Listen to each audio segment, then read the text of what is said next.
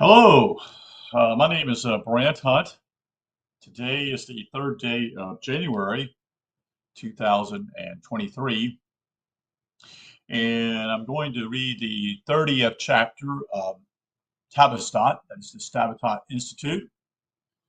Uh, Talking to a chiropractor today, and we were talking about certain issues, and I asked him, did he know of the Tavistock Institute? And he said, no, he did not.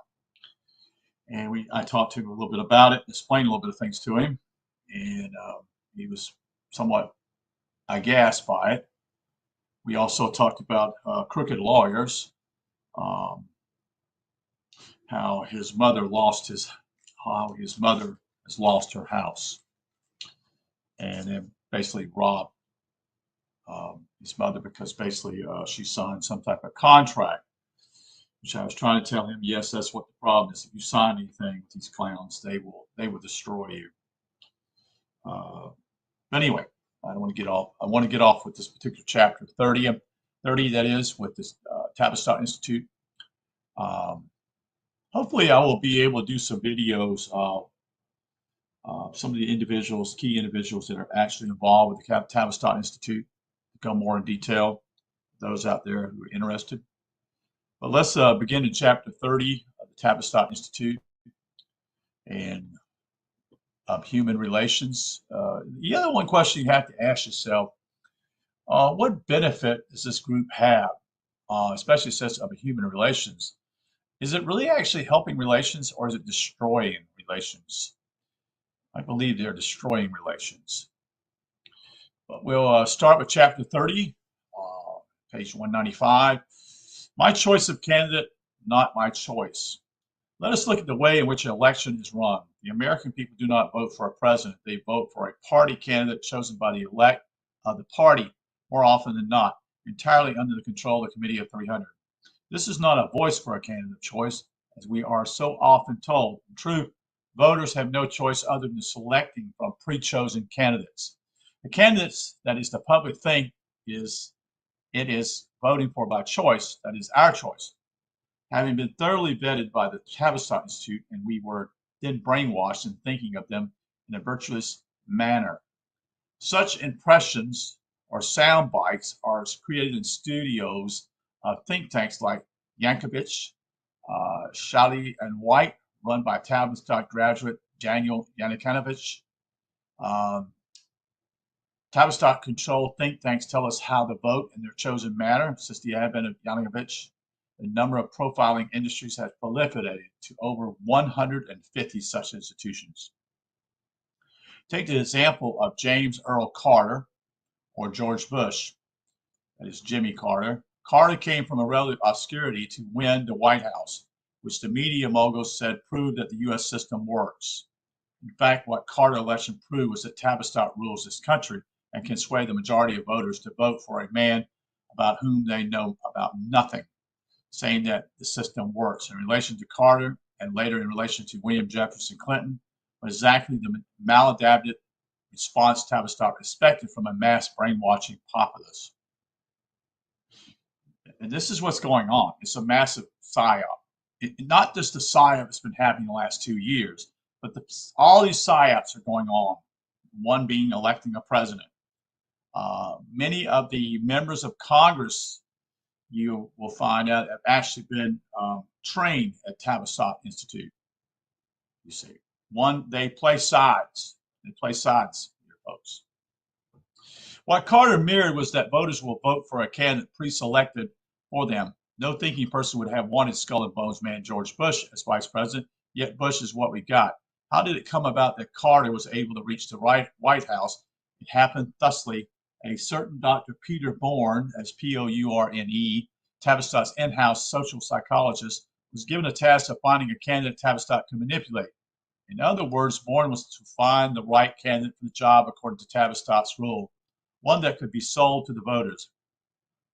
Bourne, knowing Carter's history, put forward his name for consideration. Once Carter's record was approved, American voters were given the treatment. That is to say, they were subject to sustained brainwashing campaign to persuade them that they had found Carter as their choice. In fact, by the time Tavistock was finished with the job, it was not really necessary to hold an election. It became a mere formality. Carter's victory was a personal victory for Reese, while Bush was a victory for Tavistock methodology. An even greater success story was to follow in the selling of William Jefferson Clinton as a candidate for the White House, a feat which might have been impossible in any other country. Then came the selling of Mr. W., that is W. Bush, a failed businessman and one who had sidestepped serving in Vietnam and a man with very thin experience. Tavistock had to go into high gear, but even that was not enough. When it was certain that Bush was not going to win, the U.S. Supreme Court illegally intervened in a state election and awarded the prize to the loser. A stupefied, shell-shocked electorate let the enormous violation of the U.S. Constitution go unchallenged, thereby assuring their future will be lived in a new world order, that is, international communism, one world government, international communism dictatorship. Yeah, communism is not dead, folks. It didn't die in 1989. It just morphed into something else. That's what people don't understand. People celebrated that, the event that took place at the Berlin Wall. What happened was actually the whole orchestrated deal with Eastern Europe falling, and eventually the Soviet Union also falling. It was meant to be, you see. It was planned that way. It didn't happen by happenstance, because it doesn't happen by happenstance, folks. It never has. You've been played, you see. Reese continued to expand Tavistock's base of operation, taking on board Darwin Cartwright, a highly skilled population profiler. One of his specialties was measuring population reaction to a food shortage. The object was to gain experience when the food weapon is brought into play against a population group unwilling to conform to Tavistock's regulations. Could that be possible right now? Could that be? Tavistock has planned it this way. The international food cartels will corner food productions, distribution of the world's food resources, and famine is the weapon of war, just as weather modification is a weapon of war. Tavistock will use the famine weapon without restraint. When the time is right, continue with the expansion of Tavistock. Rents recruited Ronald Lippert, Lippert. So you see what he's just saying here. This is in 2005. We're in 2022. Eustace Mullins is no longer living. He passed away in 2010. So when he wrote this book, he is explaining what is going to happen, so to speak. What Tavistock had in mind when he hired Lippert was to get a foothold in the future control of education, starting with young children. Lippert was an expert in tinkering with the minds of the very young.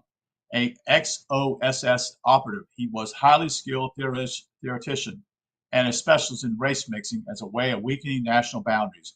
Once installed at Tavistock, Lippert began his work by establishing a think tank devoted to what he called community interrelations, which involved seeking methods whereby natural race barriers might be dismantled. The so-called civil rights legislation is pure Reese and Lippert and has no constitutional basis in fact. I mentioned simply this was Dr. John Coleman. It was not actually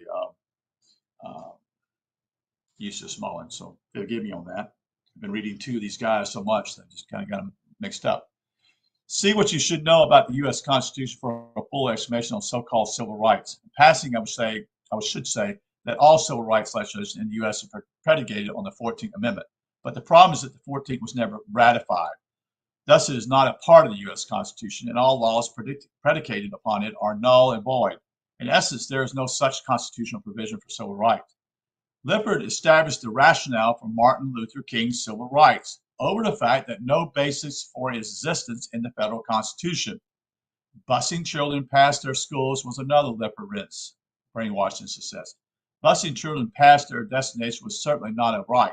To sell the idea of civil rights to the American populace as at large, 3 think tanks were established.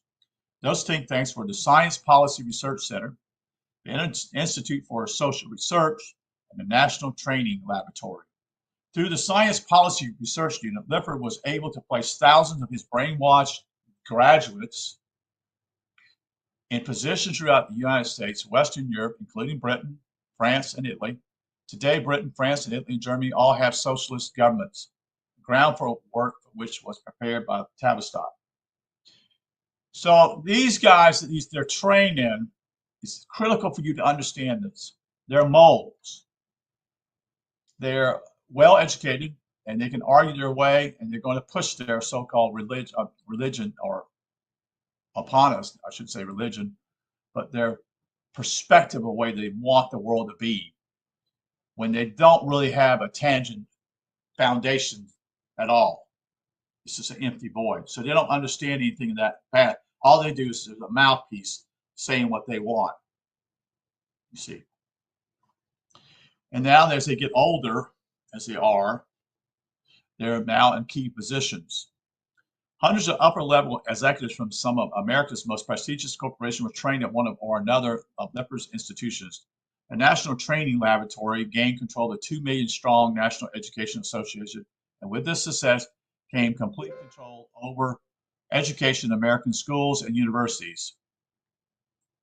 But perhaps the most profound influence exerted on Americans came with Tavistock's control of NASA, partially because of the special report on NASA's space program written by Dr. Anatole Rappaport for the Club of Rome.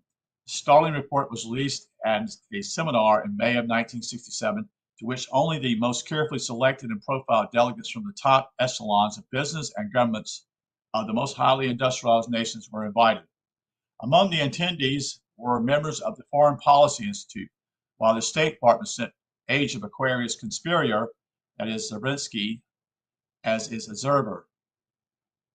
In his final report, the Tavistock Control Symposium derived NASA's work as inappropriate and suggested that its space program be halted immediately. The U.S. government duly obliged by cutting off funding, which caused NASA to lie dormant for 9 years. Enough time for the Soviet space program to catch up and forge ahead of the U.S. The United States has never been able to close the gap. Rappaport's special NASA report stated that the agency was producing too many skilled people, too many scientists and engineers, whose services would not be needed in a smaller, more beautiful post-industrial society mandated by the Club of Rome. Rappaport called our highly skilled and trained space scientists and engineers redundant. The U.S. government, which I have already indicated, appears to be under the thumb of Tavistock. Thereupon, cut funding. Interference with NASA is a perfect example of how Britain controls U.S. domestic and foreign policies. Jewel in Tavistock's crown is the Aspen Institute, ASPEN, of Colorado, which for years was under the direction of Robert Anderson, a graduate of the University of Chicago. If you know anything about the University of Chicago, it's a Rockefeller plant. That is, it was a Rockefeller school. Money went to it to build it. It's preeminent for brainwashing the United States. The Aspen facility is the North American home of the Club of Rome. Teaches that a return to the monarchy would be very good for America. John Nesbitt, that's Nesbitt, another Tavistock graduate, held seminars on a fairly regular basis at Aspen, at which instituting a monarchy was promoted among top businessmen. One of Nesbitt's students was William Jefferson Clinton, already then favored as presidential material. Nesbitt, like Anderson, is dazzled by British royalty and follows their cathartic doctrines of bogus concerns for ecology. The philosophical radicals have induced the Bogomils, Bogomils, and Catharis, Chatharist beliefs into socialist circles in Britain. Anderson's protege was Margaret Thatcher and George Bush, whose actions in the Gulf War showed that Tavistock had done its homework rather well.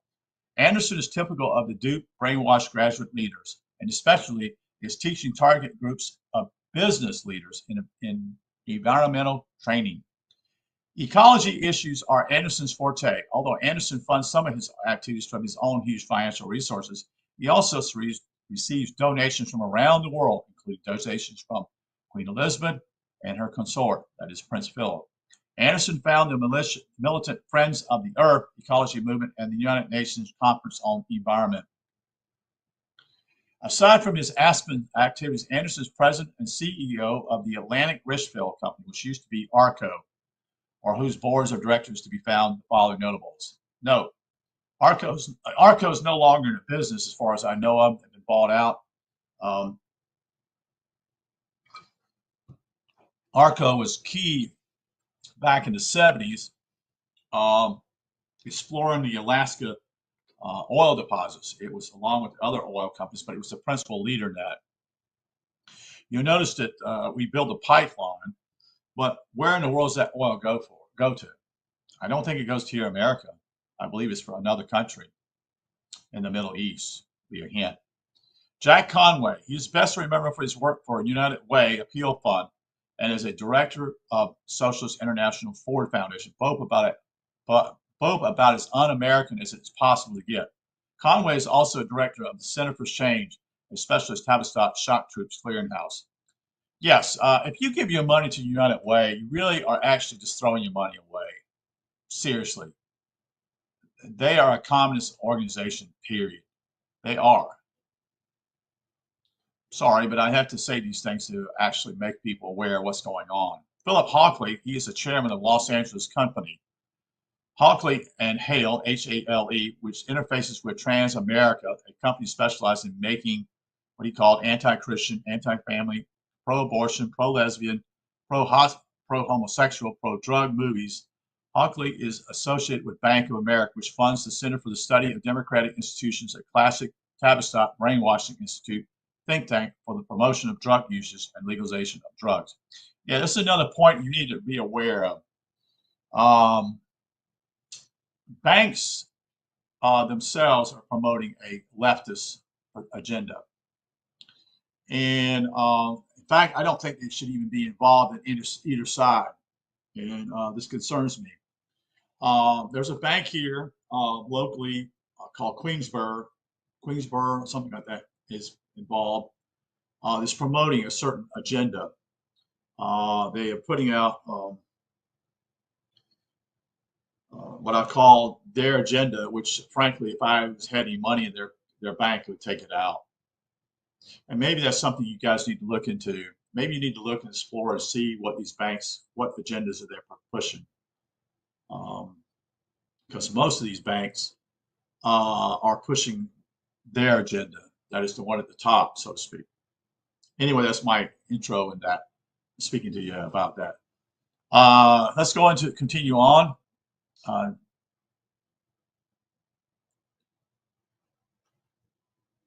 Excuse me.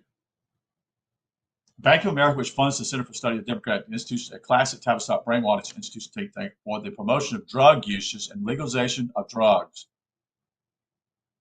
Dr. Joel Fort, F-O-R-T. This British national, Fort, was on the board of directors of the London Observer newspaper, along with the Honourable David Astor and Sir Mark Turner, a director for the Royal Institute for International Affairs. Yes, this group, Royal Institute for International Affairs, is the group that actually directs CFR, the Council on Foreign Relations. CFR is not above this group. It is a subgroup below that, because this is the British group and the CFR is the American group, whose abject American servant is Henry Kissinger. The Royal Institute of International Affairs founded the Council on Foreign Relations as a sister organization. America's de facto mid-level secret government is the executive arm of the Committee of 300. In May of 1982, Kissinger proudly announced Tavistock's control of America. I didn't know that. The occasion was a dinner for the RIIA members. Kissinger launched the British government as expected of a Tavistock graduate in his best gravelly voiced manner. That is, Kissinger said, "In my White House days, I kept the British Foreign Office better informed than I did the U.S.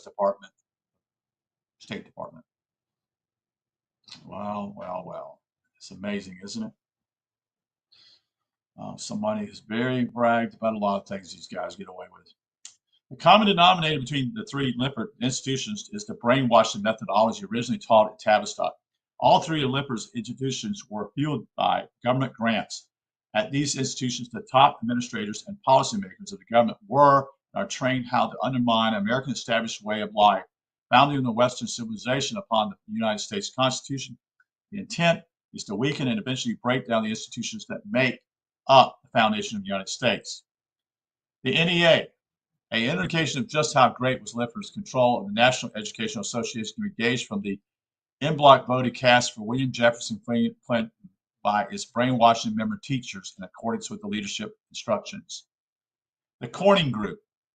The company donated WYE Plantation, that's W-Y-E Plantation, to the Aspen Institute, which became the principal training grounds for New Age recruits and shock troops.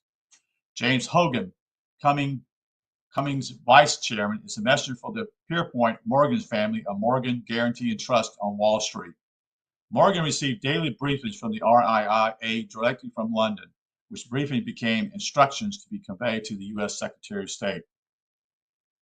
Former Secretary of Treasury, that is, William Fowler, is part of the Corning Aspen interface. See, these are all these people are involved. These are major people, folks.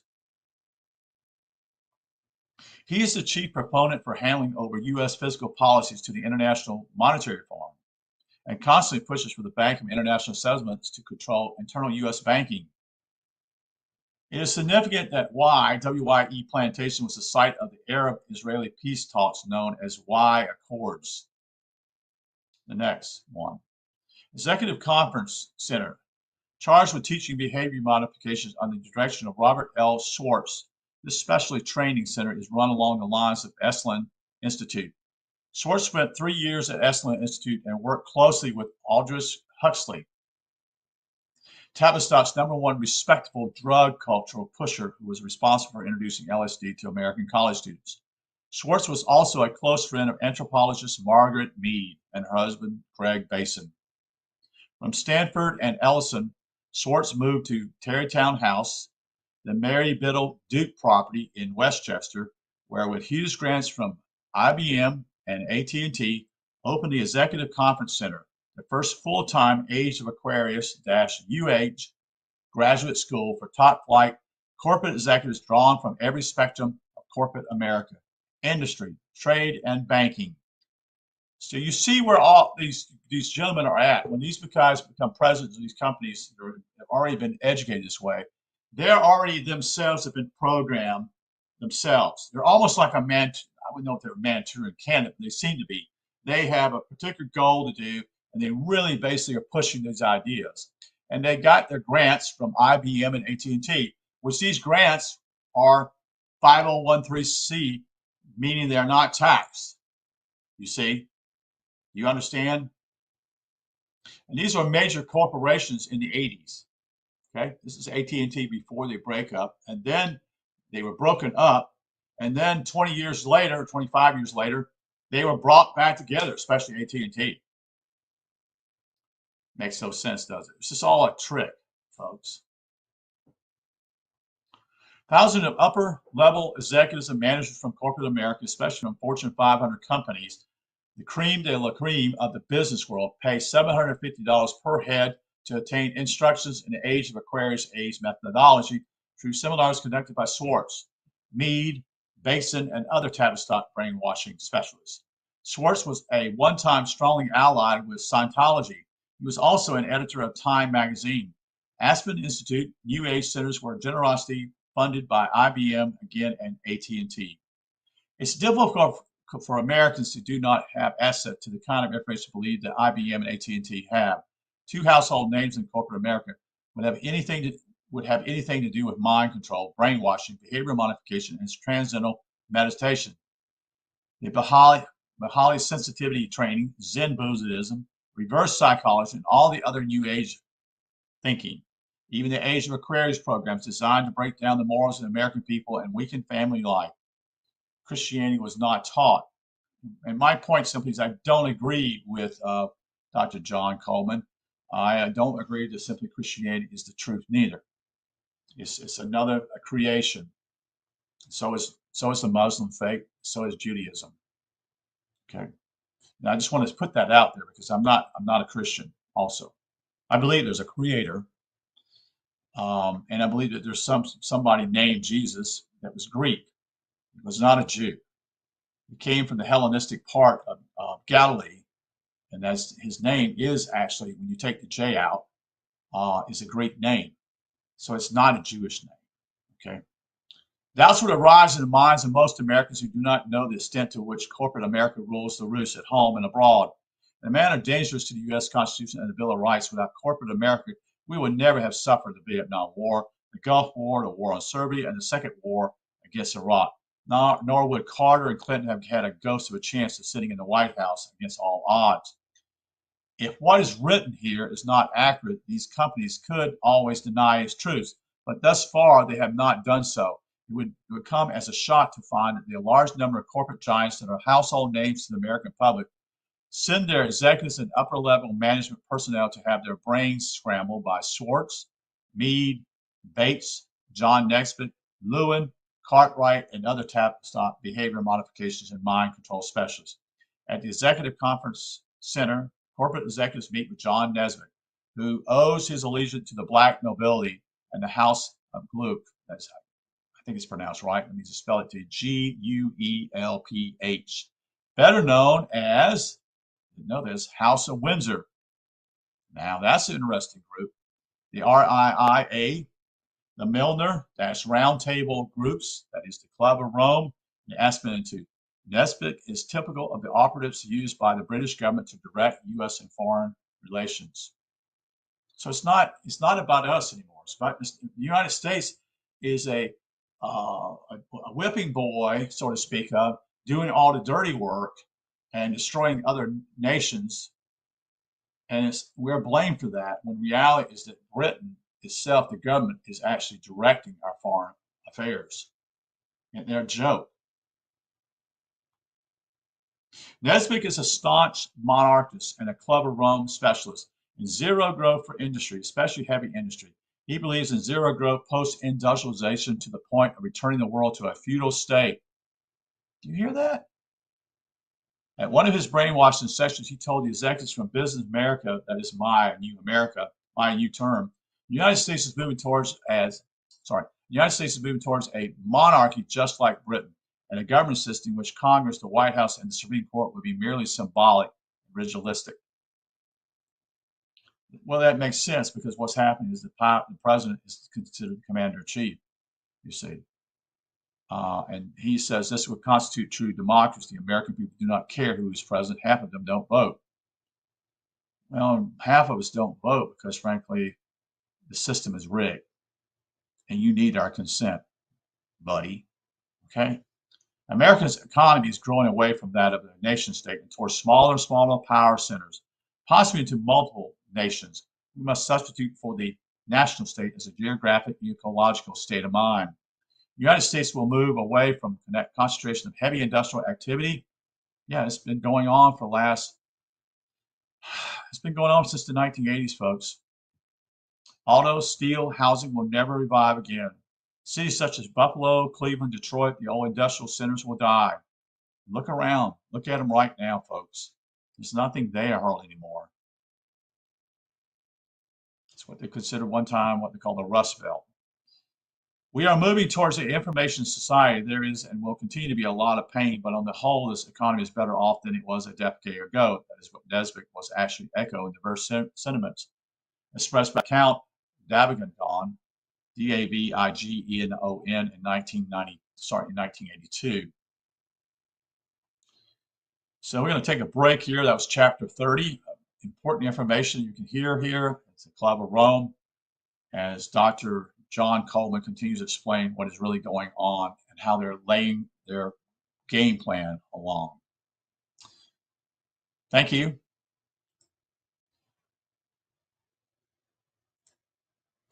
And I appreciate you guys being here. And it's about 30 minutes, so we'll cut it off here. And we will be back in a little bit to share some more information. Thank you. Take care.